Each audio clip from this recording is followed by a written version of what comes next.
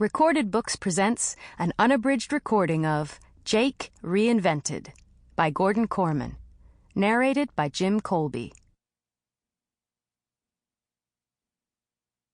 He had come a long way to this blue lawn, and his dream must have seemed so close that he could hardly fail to grasp it. He did not know that it was already behind him. F. Scott Fitzgerald, The Great Gatsby. Chapter 1. On a scale of 1 to 10, this party was at least an 8. It was in full swing by the time we crashed it. Not that you can ever crash when you're with Todd Buckley. Todd's invited everywhere, and he brings who he pleases. Quarterback's privilege. The carpet smelled like beer already, so I knew the festivities had been going on for a while. The stereo must have set somebody back a few bucks, because when the bass was cranked, you could feel the air move.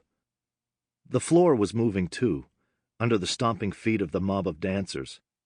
Arms and legs jostled the shiny keg which sat in a little kid's inflatable wading pool by the dining room. As we watched, Nelson Jaworski staggered in from the hall and hit the wading pool face first in a tidal wave of ice and slush. There was a roar of laughter until the big lineman sprang back to his feet, snatched up the keg like it weighed nothing, and reared back to heave it through the picture window. Todd and I joined the stampede to stop him. "Take it easy, buddy," Todd soothed. "If you trash the keg, it means we're out of beer."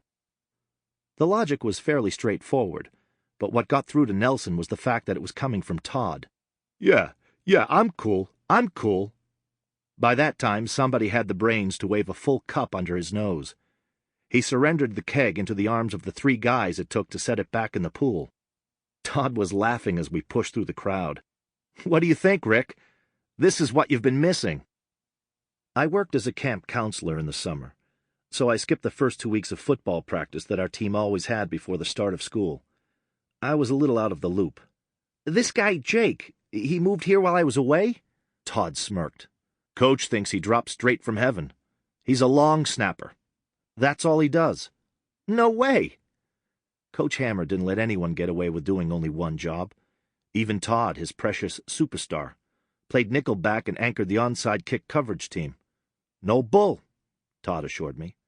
"Coach got sick of watching Nelson heave the ball 20 feet over your head, and now he's got a guy who does nothing but snap long. I'll introduce you." I was the kicker and backup QB, second fiddle to Todd. Story of my life. Since I was with him, I was in on the endless procession of high fives and back slaps that our quarterback seemed to draw like a magnet as we toured the party. Sample complete. Ready to continue?